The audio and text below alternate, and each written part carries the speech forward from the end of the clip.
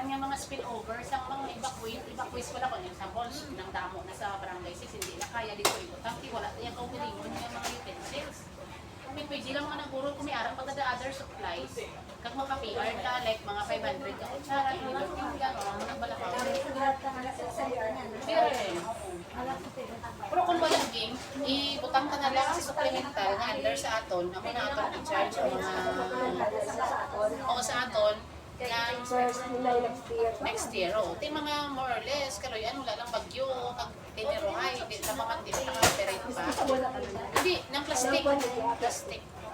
Kaya para hugas-hugas sila, kaya para maka, nga may mga manghugas ng pinggan, may mga in-charge sa kusina. Yung pinggan, kutsara, baso, plastic. Kag tasa, kaya ang tasa yan sa mga miswa-miswa, mga arroz caldo. Tapos kung pwede ka maka-PR, mga dispenser.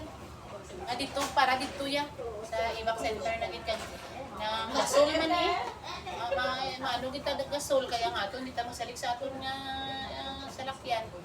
Ng stove, ipang istammer na kurundan. Stove, mga labador, balagi nga, imusal ta sa mga utan. O, siyempre, kung may mga utan, huwag na nga magsaluto. Luwag. As in, the kusina, di ba sa una, may mga luwag na ta? Why, dito na pang-PR? Nung somewhere, ano itong yung pang-check nyo mga gamit sa budiga? Wala itong mga luwag to? Mga kutsara? Ito pa lang din, si Jessica din, kaya ka mo man ito ng ukay ni Jessica sa budiga. Wala ka mo ito kakita, mga luwag, mga... Wala, iba? Pero doon naman, wala din, naka-PR na sa naging mga kumakutanay. Ito tadi gani, anong luwag sa English?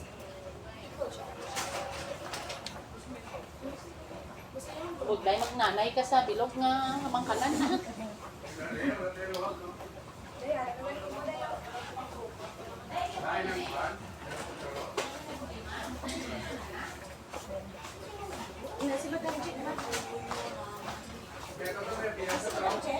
Ma'am, namin usahin. Ikakuan ko na naman, ikawalo ko na. Totoo? Service ko?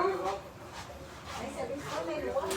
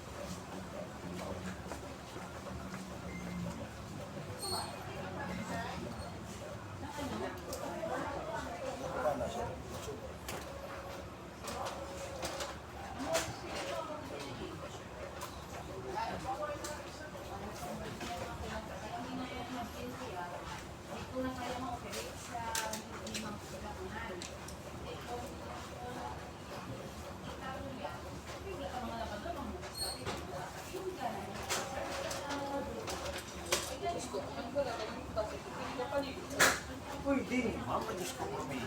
Iwag na kamot.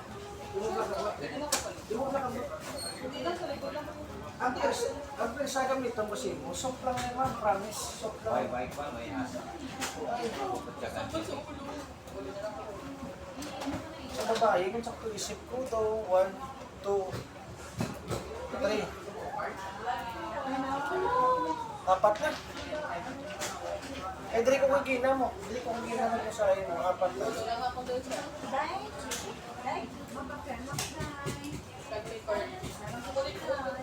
Wala problema, ma'am, no problem. Hindi ka, din ako may extra lang mayo na, hindi ligos pa niyo. May extra lang yung mayo. Alam mo, extra mayo, kung nga akong mayo. Ikaw mag-massage?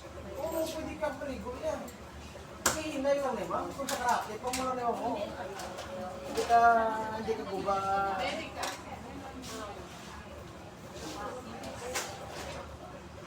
Okay.